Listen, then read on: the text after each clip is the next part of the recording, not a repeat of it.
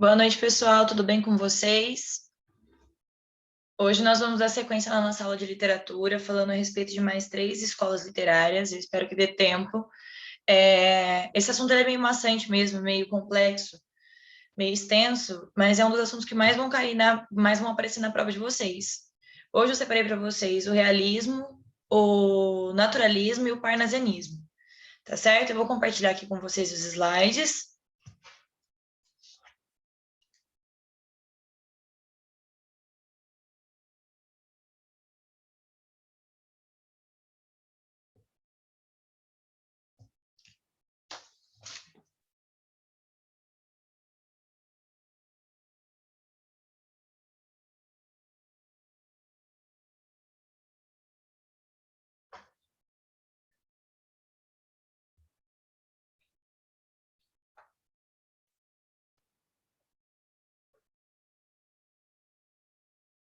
Pessoal, todas as escolas literárias, elas estão em um mesmo resumo, em um mesmo slide para facilitar, para eu não ter que ficar dividindo ele, tá certo? Daí quando vocês forem estudar, ou for pegar para ver, é o mesmo material. A gente vai começar hoje com o realismo. O realismo, ele foi um movimento literário e artístico que teve início em meados do século XIX na França. Como o próprio nome lhe sugere, essa manifestação cultural ela significou um olhar mais realista e objetivo sobre a existência e as relações humanas, surgindo como uma oposição ao romantismo e à sua visão idealizada da vida. Lembra que eu disse para vocês que as escolas literárias elas têm essa tendência de se contraporem, de tentar superar a escola que vem anteriormente? A vertente ela se manifestou principalmente na literatura, sendo que o seu marco inicial foi o romance realista da Madame Bovary, e de Gustave Flaubert em 1857. Entretanto, é possível a gente encontrar também nas artes visuais, sobretudo na pintura, obras de cunho realista. Foram artistas de destaque o Gustave Colbert, na França, e o Almeida Júnior no Brasil. Mas mais para frente eu vou falar mais aprofundadamente deles. O movimento também se estendeu para várias partes do mundo e teve espaço em solo brasileiro, principalmente na literatura que a gente vai ver com Machado de Assis. Trouxe aqui para vocês como principais características desse movimento: a oposição ao romantismo, a objetividade, trazendo cenas e situações de forma direta, um caráter mais descritivo daquilo que os autores viam, ouviam e sentiam, uma análise de traços de personalidade da psique dos personagens, um tom crítico sobre as instituições e a sociedade, sobretudo a elite, a exibição das falhas de caráter, das derrotas pessoais e comportamentos duvidosos, a valorização da coletividade, o interesse em incitar questionamentos do público, a valorização de conhecimentos científicos que eram propostos pela teoria do darwinismo e do socialismo utópico e científico, enfim. E o enfoque em temas contemporâneos e cotidianos. Na literatura, desenvolveu-se mais intensamente a prosa e o conto e teve um caráter de denúncia social. Vocês vão perceber que essa escola literária ela tem como característica traços da modernidade, que seriam tudo aquilo que as pessoas elas estavam insatisfeitas e elas queriam externalizar, de forma a colocar essa exteriorização nas artes, principalmente nas formas de prosa e no conto. Justamente como essa forma de denúncia social, como se eles pudessem estar expondo todas as insatisfações do que acontecia naquele período. O contexto histórico e social do período do realismo ele foi bastante conturbado. Foi uma época de grandes transformações que revolucionaram a forma das pessoas de se relacionarem e entenderem a realidade ao seu redor.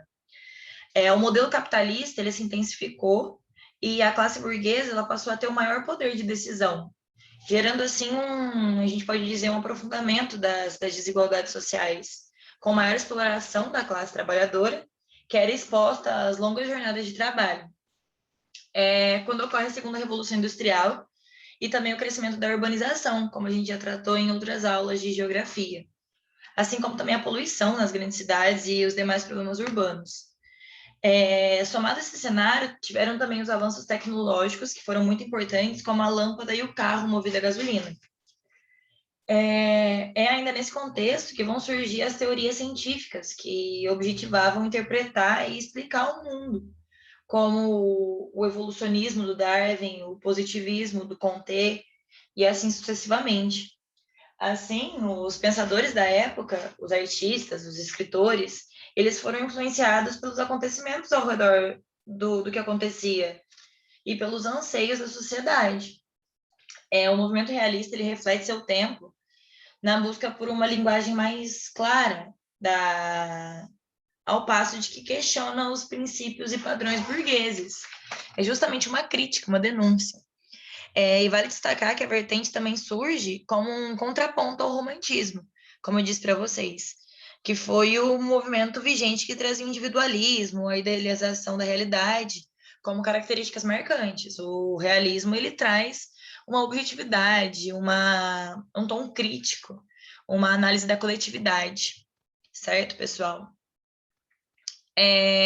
No realismo literário, a gente tem que ele ocorreu na literatura com o lançamento do romance inaugural, que foi da Madame Bovary e do Gustave Flaubert, em 1857, na França. E essa obra ela teve destaque na época, porque ela foi considerada um ícone da literatura francesa. Eles inovaram na narrativa porque eles começaram a expor um casamento infeliz, questionando justamente a idealização romântica e trazendo assuntos polêmicos, como o adultério e o suicídio. O realismo no Brasil, a gente tem que ele surge durante o segundo reinado do Dom Pedro II como uma maneira de criticar a sociedade burguesa e a monarquia. Assim, ela expunha contradições das desigualdades sociais. Isso porque foi um período em que ocorreu também a abolição da escravatura e a chegada de imigrantes de diversos avanços tecnológicos. Assim, é com a figura do Machado de Assis que esse movimento ele ganha uma maior representatividade nacional. E a primeira publicação de Memórias Póstumas de Brás Cubas, em 1881, foi o marco desse movimento no país, que foi considerado o primeiro romance realista do Brasil. Daí eu trouxe aqui para vocês que, como os principais autores e obras brasileiras, a gente tem o Machado de Assis, que foi o escritor negro, nascido em Livramento, no Rio de Janeiro, e ele veio de uma família muito humilde. E daí ele estudou por conta própria e se tornou um dos maiores escritores que a gente tem, representantes desse movimento no país. Além de romancista, o Machado de Assis também foi um crítico literário, um jornalista, um poeta, um cronista e também um dos fundadores da Academia Brasileira de Letras.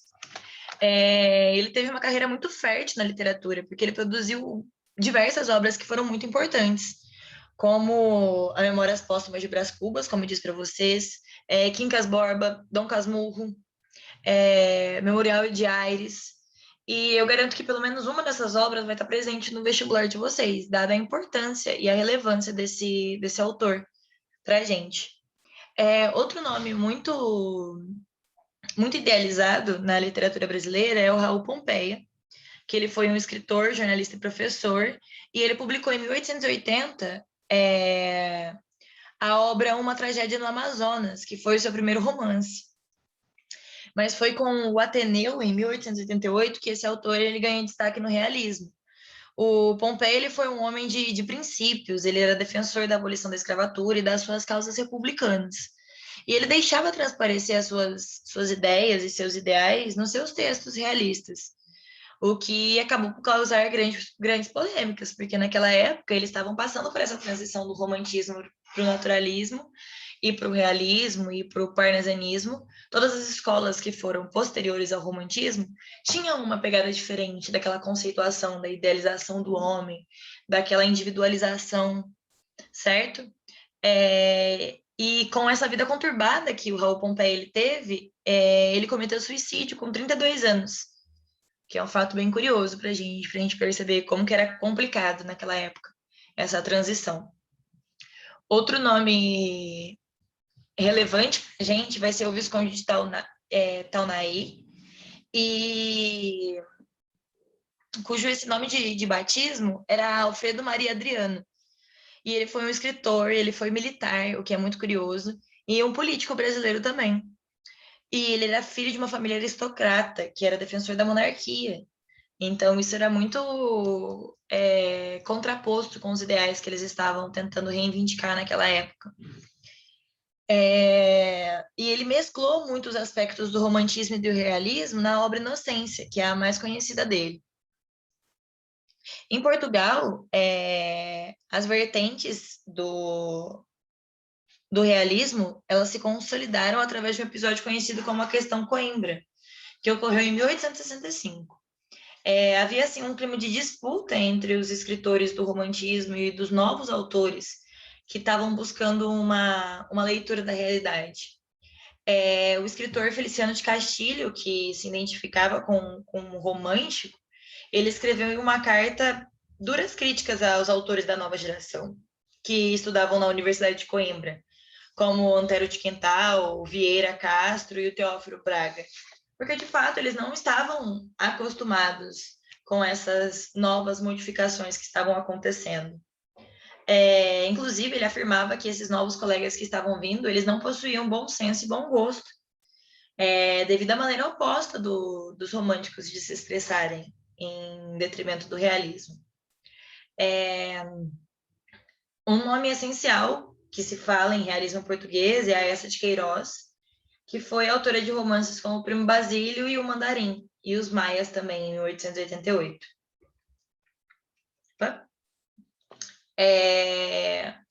Também coloquei aqui para vocês alguns nomes das artes plásticas, sobretudo na pintura, que também floresceu na França e teve uma menor intensidade, mas não menos relevante.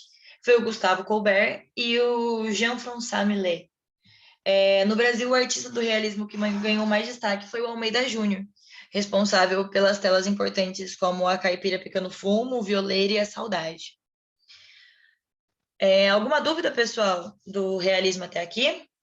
Posso dar continuidade para a gente falar sobre o naturalismo?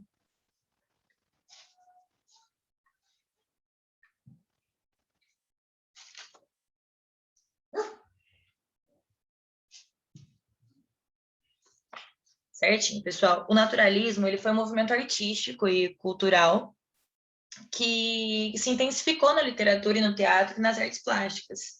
E teve como principais características a objetividade e a impessoalidade, com um retrato fiel da realidade. Ele também surgiu na França, em meados do século XIX, e se espalhou rapidamente para outros países da Europa e do mundo. Também era uma oposição ao romantismo, porque, como a gente já disse, o romantismo ele apresentava uma fase sonhadora, com idealizações, subjetivismo e fuga da realidade, como o escapismo. O naturalismo ele prezou pelo objetivismo científico, e foi influenciado pelas correntes científicas e filosóficas que estavam surgindo na Europa, como o determinismo do darwinismo, como eu disse para vocês anteriormente, ainda mais intensificado do que no realismo. Para os artistas naturalistas, tudo estava determinado e possuía uma explicação lógica, que era pautada na ciência. Através de uma visão imparcial dos fatos, nada era sugerido ou apresentado de maneira subjetiva. O ser humano ele passou a ser visto como uma máquina, sem livre-arbítrio e influenciado pelo meio social e físico que ele estava inserido. Assim surge uma arte da denúncia social, focada nos temas da pobreza, das desigualdades, e também das disputas de poder e das patologias sociais. No Brasil, o movimento naturalista ele começa em 1881, com a publicação da obra O Mulato, que foi do Luís de Azevedo.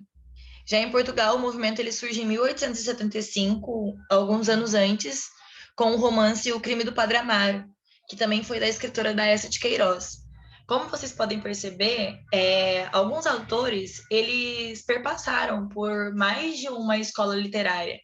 Isso porque eles foram se desenvolvendo e as obras elas foram se encaixando às determinadas características que eram observadas. Como eu trouxe aqui para vocês, já falei anteriormente, algumas das características foram o determinismo, que segundo essa corrente teórica, a natureza ela determinava o caráter e o comportamento do ser humano, uma vez que tudo já estava pré-determinado e estabelecido.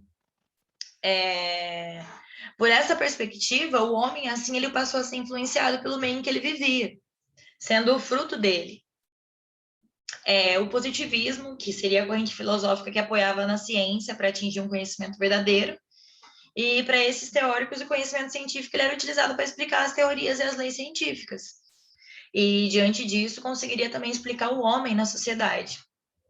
O objetivismo científico, que para os naturalistas a ciência ela era a chave, e os fatos eles eram explicados à luz das correntes científicas que vigoravam nesse meado do século XIX. Trouxe aqui o darwinismo social, que era pautado nas ideias do Charles Darwin, como uma seleção natural e o evolucionismo. E esse conceito ele vai surgir que os mais fortes vão sobreviver às diversidades da sociedade, enquanto que os outros eles vão desaparecer por conta justamente dessa seleção natural. Tem a oposição ao romantismo por conta da objetividade, tem a imparcialidade e a impessoalidade, que eles vão estar apoiados em correntes científicas e impessoais, sendo sempre mais descritivos e fiéis àquilo que eles estavam observando, do que colocando seus próprios posicionamentos e opiniões. A gente tem as descrições detalhadas, que vai existir uma preocupação com as minúcias, a zoomorfização, que vai ser influenciado por esse darwinismo social, e do naturalismo, as personagens elas vão apresentar características animalescas e instintivas, através de uma perspectiva biológica. Assim, o comportamento dos humanos, eles se aproximam dos animais, mostrando que o homem ele é condicionado pelo meio em que vive. O retrato fiel da realidade, como eu disse para vocês, porque eles têm essa preocupação em observar o mundo e as coisas que os rodeiam de maneira bastante minuciosa. Temas degradantes da patologia social, como a denúncia com foco para os problemas sociais e morais também, assim como o realismo. E os temas mais explorados por esses artistas foram a pobreza extrema, as injustiças, a violência, as perseversões, os crimes, a falta de caráter. E também eu trouxe para vocês o positivismo do ser humano, a passividade, perdão, do ser humano. Que os seres humanos eles são produtos da força do mundo, e por isso eles não possuem um livre-arbítrio. Eles, então, seriam guiados por leis científicas e influenciados pelo meio social e físico que eles estavam vivendo. Na literatura, a gente tem que a literatura naturalista ela vai surgir em 1867 na França, com a publicação de uma obra do Émile Zola. E essa é considerada o primeiro romance naturalista e que posteriormente inspirou muitos outros escritores. No Brasil, ele vai surgir no final do século XIX, em meio à agitação política e social promovida pela crise do Segundo Reinado, que estaria culminando na proclamação da República, em 1889. Na literatura, o marco inicial do naturalismo brasileiro é a publicação do Mulato, como eu disse para vocês, da Luiz de Azevedo. E é considerado o primeiro romance de tese do Brasil. A obra ela vai abordar o tema do preconceito racial, muito vigente na sociedade da época, pós-escravatura, abolição da escravatura. Além de ser precursor do movimento naturalista, Luiz de Azevedo e outros atores que contribuíram com esses escritos foi o Raul Pompeia também e o Adolfo Caminha e o Inglês de Souza. Trouxe aqui para vocês principais obras e principais autores. O Aloysio de Azevedo, com o Mulato, A Casa de Pensão e o Cortiço. O Cortiço sempre recebendo uma atenção maior, porque certeza que vai aparecer nos vestibulares de vocês. O Raul Pompeia, além do Ateneu, outras obras do escritor foi Uma Tragédia no Amazonas e As Joias da Coroa, como eu disse para vocês anteriormente, que ele também fez parte do movimento realista. O Adolfo Caminha, que escreveu A Normalista, e outro romance foi O Bom Crioulo, e o Inglês de Souza, que escreveu Coronel Sangrado, e O Missionário, que foi publicado em 1891. Em Portugal, o naturalismo ele teve início na década de 70 e ele se manifestou na literatura e na pintura.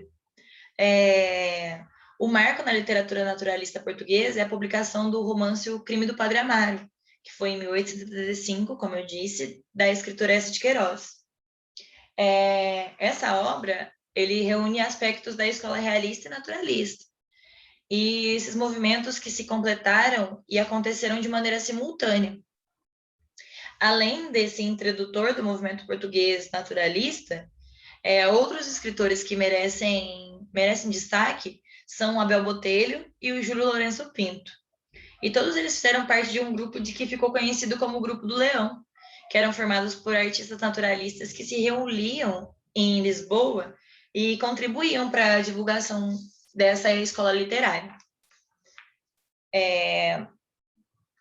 Na pintura naturalista, a gente tem que ela se destacou bastante também, e que os pintores eles tinham o ideal de apresentarem as paisagens naturais e as cenas cotidianas com os personagens da classe mais baixa. E da mesma forma que na literatura, a pintura naturalista ela se opõe à escola romântica, porque ela vai focar na objetividade, na representação mais fiel da realidade, sem a idealização e o subjetivismo. Outros nomes que a gente vai ver muito da literatura vai ser o Joaquim de França Júnior, o Francisco Joaquim Ribeiro, o Giovanni Battista Castanharo e o Hipólito Caron. Também merece destaque o teatro naturalista, que muitos literatos do naturalismo eles produziram textos de dramaturgia, e assim o teatro ele teve também um grande destaque nesse movimento. Os palcos naturalistas eles estavam focados nos detalhes para melhor representar o objeto em cena. E o precursor do naturalismo literário na França foi o Émile Zola, que foi com quem contribuiu para o desenvolvimento do teatro também. Alguma dúvida, pessoal? O naturalismo é uma escola bem prática, quando a gente tem em mente as características que contemplaram essa escola literária. Sempre percebendo que uma escola que antecede a outra, ela vem para inovar, para aprimorar, para aperfeiçoar o que a escola anterior acreditava, propunha, idealizava. Eu posso dar sequência, pessoal? Alguma dúvida? Vocês têm alguma pergunta?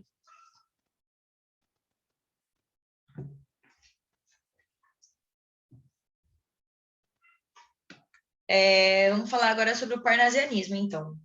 O parnasianismo ele é um movimento literário que surgiu na mesma época do realismo e do naturalismo, que foi no final do século XIX, e ele teve influência da tradição clássica, e também teve origem na França. O seu nome ele vai surgir das antologias publicadas em Paris a partir de 1866. E Parnaso é como se chama a montanha consagrada a Apolo e às musas da poesia e da mitologia grega. Em 1882, Fanfás de Teófilo Dias foi a obra que inaugurou o parnasianismo brasileiro. O movimento se prolongou até a Semana de Arte Moderna, em 1922, e ela teve uma postura também antirromântica, porque ela foi baseada no culto da forma, da impassibilidade e da impessoalidade, na poesia universalista e no racionalismo. Os autores parnasianos, eles criticavam a simplicidade da linguagem e a valorização da paisagem nacional e do sentimentalismo. Para eles, essa era uma forma de subjugar os valores da poesia. A proposta inovadora era de uma poesia de linguagem rebuscada, racional, assim, a gente pode dizer, e perfeita do ponto de vista formal. Eles acreditavam que, se estivessem apoiados no modelo clássico, eles poderiam contrapor os exageros e a fantasia típica do movimento literário romantismo. Depois do parnasianismo, surgiu-se o simbolismo, que foi um movimento que vai exaltar a realidade subjetiva e que vai negar a razão explorada pelos parnasianos. Como características do parnasianismo, eu trouxe aqui para vocês que a gente pode anotar a idealização da arte pela arte, a busca da perfeição formal, a preferência pelo soneto, porque eram as sílabas, os decassílabos, as sílabas perfeitas que tinham as rimas e toda uma métrica relacionada à poesia, a preferência pela descrição ao invés do sentimentalismo, as rimas raras, também chamadas de rimas de ouro, um vocabulário mais culto, só que sempre relacionado ao objetivismo, ao racionalismo, ao universalismo, sempre incluindo todas as raças e classes. um apego à tradição clássica, que a gente vai observar essa retomada. O gosto pela mitologia grega latina, como eu disse para vocês, o nome propriamente dito já vem dessa história de Apolo, e a rejeição do lirismo, justamente pelo fato da objetividade que eles prezavam.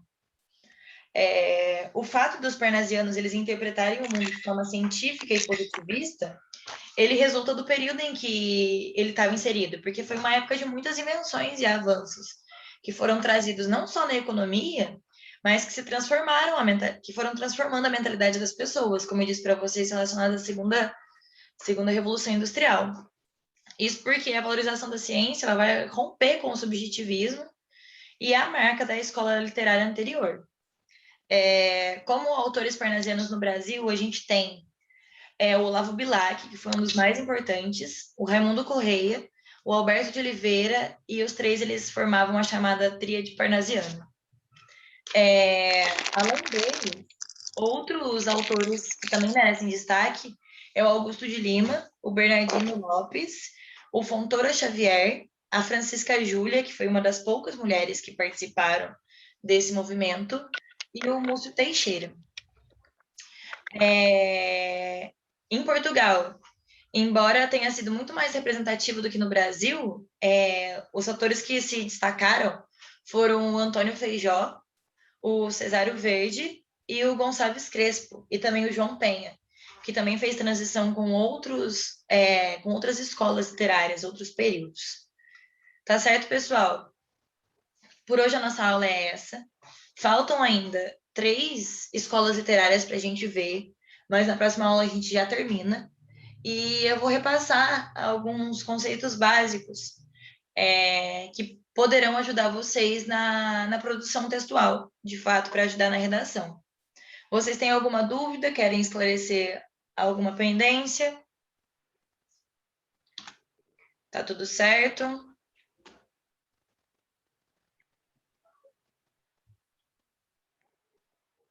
Certinho, então, pessoal, eu agradeço a atenção de vocês.